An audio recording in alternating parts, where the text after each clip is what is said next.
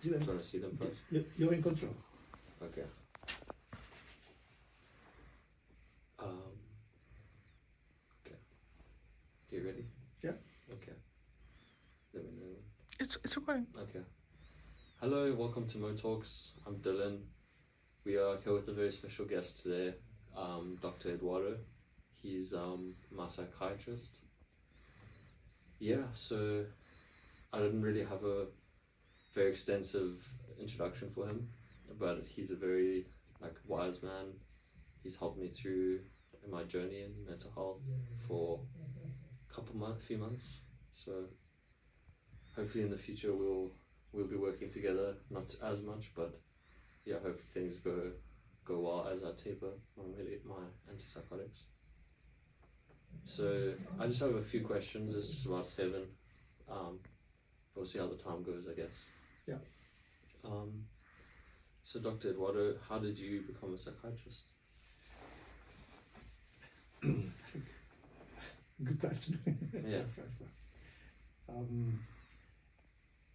When I was in my teenager years, 15, 16, my parents were having a really difficult time. And I was in a position to go between, trying to find a common language. And then I got very interested in how the mind works and why people do what they do. So, and I was reading books about that at the time, so I thought psychiatry would be a good career to have, to try to understand the mind. Wow, that's interesting. Thank you for that. Now we're going to kind of jump straight into some of the, not nitty gritty, but the mental health side of things. That's more not to do with your personal life, Maybe you could help me. What are the main sleeping mistakes people make from your experience? Sleeping mistakes. Sleeping. Yeah. Mistakes. Yeah. I don't know. Maybe people sleep too much or sleep too little. Is there a reason? Oh, I see.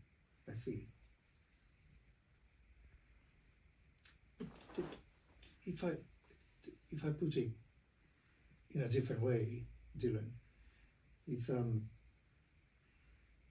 I think, because you asked about a mistake in terms of an understanding of sleep that is not helpful in that sense. That I think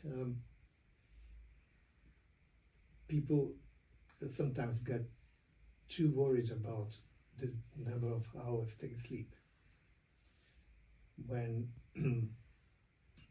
we know that there isn't a right number of hours for different people. So some people can sleep 7 hours, 8, 9. Yeah. And some people can sleep 4 hours. Yeah. 3 hours sometimes, and still feel refreshed and ready to do what they have to do the following day. Yeah.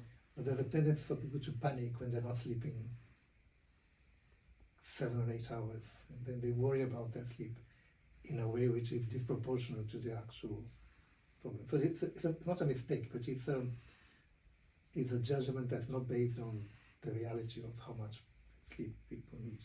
Yeah. The tendency to be very anxious about not sleeping the right hours. Yeah. I don't know if it's cultural. I don't know if it's. I think. I don't know. I see some families are more relaxed about sleep with their kids, and some other families are very strict and have to sleep the same number of hours. Otherwise, the world is going to implode. So I'm not sure I'm answering your question, but there isn't a right number of hours for people to sleep. Okay. So it's not that people are sleeping more or less. Is there, maybe I could ask, because in my experience I sleep quite a lot. I tend to sleep too much. Maybe not too much, but quite a lot, especially recently. But is that okay for you? That you feel Yeah. refreshed? Or, Yeah. is that a problem? In that sense? Probably not. No. Yeah. So there are some conditions in psychiatry. Psychiatry in the sense of more people who are having more serious problems with the way they think and they behave. So some conditions can affect sleep. For example, there is a condition called a manic episode, and there is hardly any sleep at all. I mean, Yeah. none. Yeah. Or only maybe half an hour or so. Yeah. But that's part of the condition. So when the condition is improved, sleep improves as well. Okay. And then conditions like depression and anxiety, when very severe, they can affect sleep as well as reducing sleep. But even depression, sometimes people can oversleep and sleep longer hours than they are used to. That's part of a condition, but that's not such a common thing. Yeah. Okay. And then maybe to do with like me as well. I'm tapering my antipsychotics, as you know. Mm-hmm. It's quite a random question, but like, is it normal to experience more nightmares when going to sleep?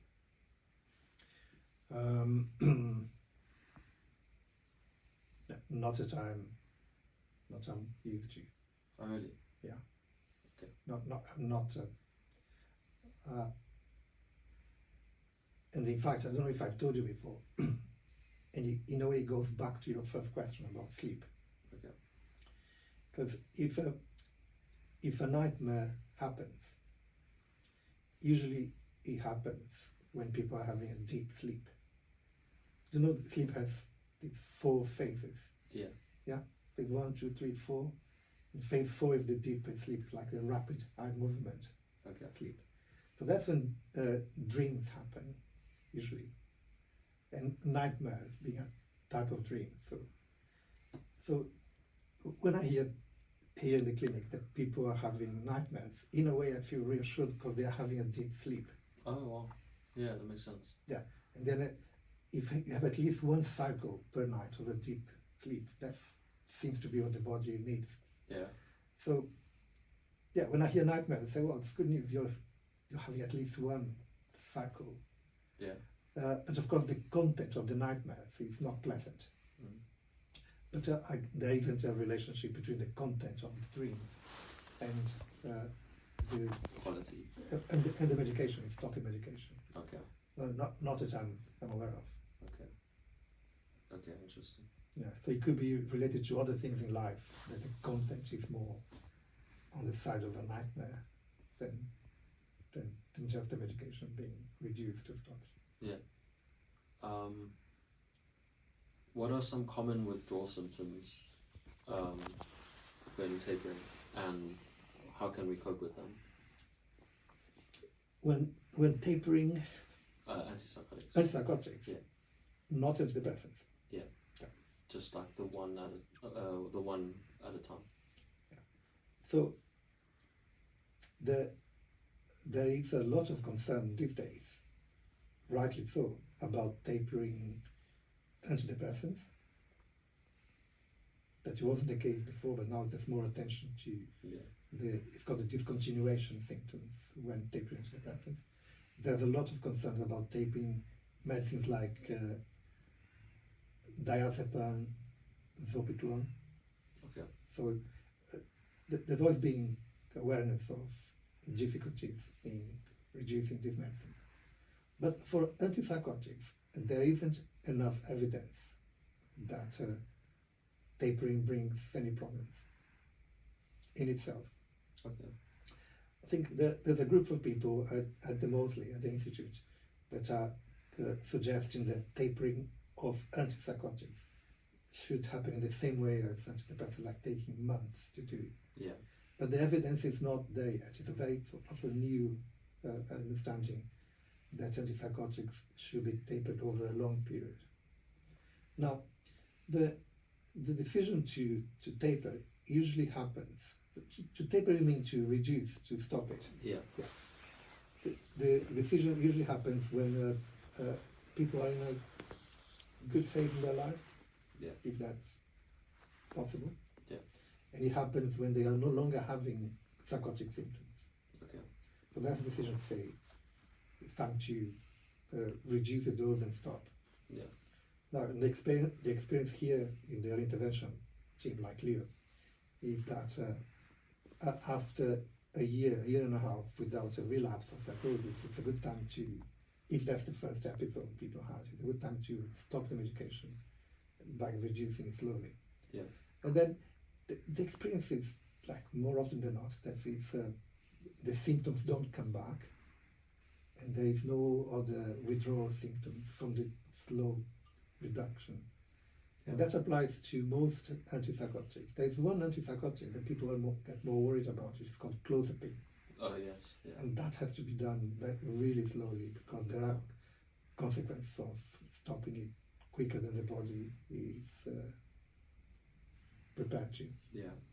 And what do you mean by withdrawal symptoms? Like, is it, because I get kind of confused, for example, there's withdrawal symptoms when you, like, when it would be isolated, right? Is that a withdrawal symptom? When you ask you? When you want to isolate yourself? Is it like due to like an abundance of emotions? Or No. We withdrawal symptoms. It's almost I don't know. It's not only technical, which is when there is a substance in the body, and the substance is no longer there, and the body shows symptoms of wanting the substance to be back. So there are withdrawal symptoms for the classic ones for alcohol. Okay. So if people are used to alcohol, the body is used to alcohol, and if alcohol suddenly goes out, the body becomes too overexcited. Yeah. Because the alcohol is having the role of suppressing the functions of the neurons in some parts of the brain. So the withdrawal symptoms are sweating, tremors, and a lot of anxiety. So these are withdrawal symptoms from alcohol. Okay. And there are withdrawal symptoms from cannabis, for example. There are withdrawal symptoms from heroin. Okay. And now withdrawal symptoms from antidepressants as well. They're called discontinuation symptoms.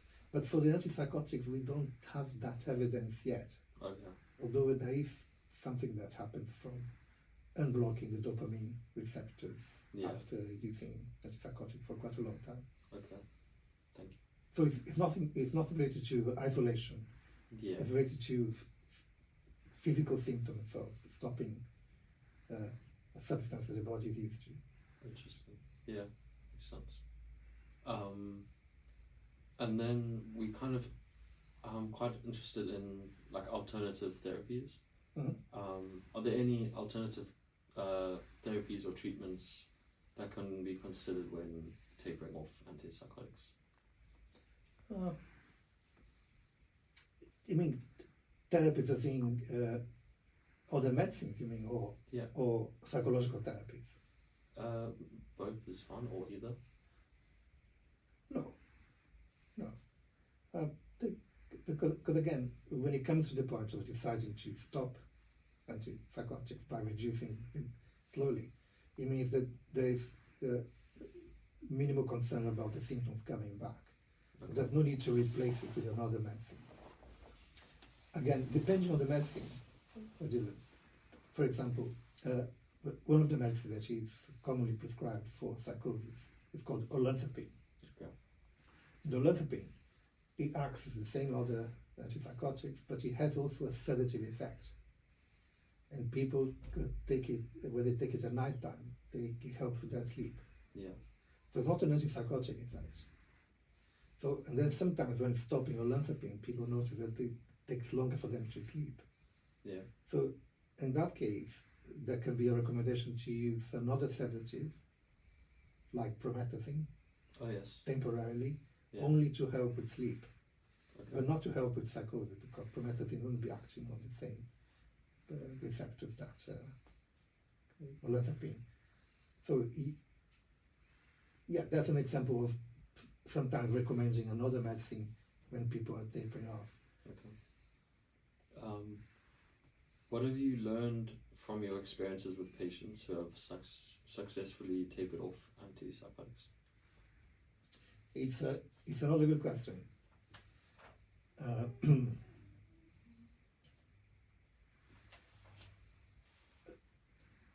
like 9 out of 10 times, it's even more. There isn't. It's the experience is one of joy, Okay. because they are very happy that they no longer have any symptoms, they are no longer having any treatment, and then if there were any side effects from the medicine they were taking, they were free of side effects as well. So it's usually a very good experience. It's usually the moment when the contact with the routine is coming to an end as well. So I've lost count of how many times we say goodbye, all the best, happy end. But then that's the experience that you asked about my experience. That's the experience in the short run. Because I have no contact with them afterwards, so I don't know what happened after that. I see. So I don't know if after a year or 6 months or 5 years they need the services again. So I don't know. Okay. Some people keep in contact, and then they keep in contact either to say, "Oh gosh, everything's fine, thank you," or they keep in contact to say, "Well, I'm not feeling so well. What shall I do next?" Okay.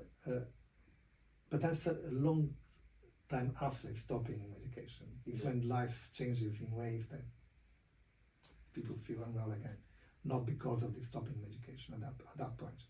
Okay. Interesting. And now the final question I have for you today. But just before that, Yeah. That's for people having their first episodes. That's my experience in the clinic. Okay. I think it would be a different experience for people who have had many episodes. So I think the decision to stop medicine is probably taken with a lot more caution than the first episode, people having the first episode. Okay. This is to do with like research and future trends. Are there any emerging research findings or trends in the field of psychiatry regarding antipsychotics use and tapering? Yeah. There was a lot of research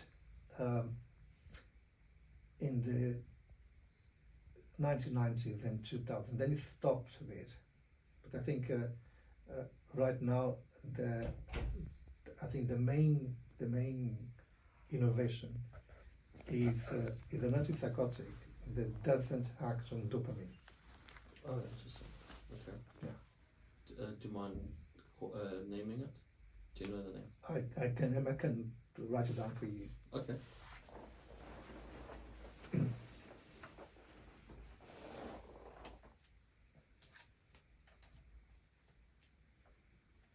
Yeah, the name is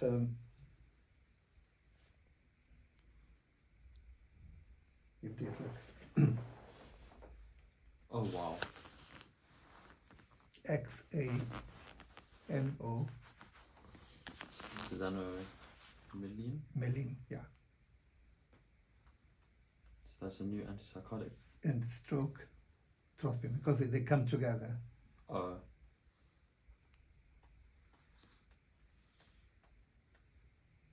Chloride. Yeah. So that the understanding now is that all antipsychotics act mainly on dopamine, on modulating dopamine in parts of the brain. Yeah. But this acts on a different receptor. Have you like experienced any No, patients with it's not that? available here yet. Not yet. No, Okay. it's in the US. Okay. But it's coming. Interesting. Very, very interesting. Nice. Maybe I could ask one last question. Yes. Have you seen this? This is just not to do with like tapering, but it is to do with like tapering smoking, for example. Mm-hmm. Have you seen the NHS has come out with like a new pill for stopping smoking? Smoking cigarettes or cannabis? I think cigarettes. Cigarettes. Yes, of course. The NHS is big on that. Yeah. Yeah. That's interesting. That's, I've been like trying to follow it a bit more. That's a massive program for general hospitals and psychiatric hospitals and mental health services, supporting people who want to stop smoking. It's like the nicotine replacement therapies. They're very easy access. If you go to GPs, if you go to most places, you have a good advice on that. Interesting. Yeah, that's for smoking. But there's also advice coming, not in many parts of the mental health service, but with Leo, it's very strong for cannabis, for people who want to stop smoking cannabis. Yeah. And replacing cannabis with Sativex and some of the others. So it's quite a good program going on, but it's not as well spread out as the one for nicotine replacement. Yeah. For me personally, I don't smoke cannabis. I used to a lot. Yeah. I've been told that I need to stay away from it. Yeah. But anyways, Dr. Eduardo, it's been a very, very much a pleasure to speak with you today, and I hope the viewers will have any questions, and maybe we can meet in the future if there's time again. Yeah. But yeah, this has been Dr. Eduardo today, and Keep It Mo Talks. Thank you so much for listening. It's been Dylan, your host Dylan. And that you've ever been to? It's got to be Yeah. Thank you so much for watching. like and subscribe to our channel and at least share to one person.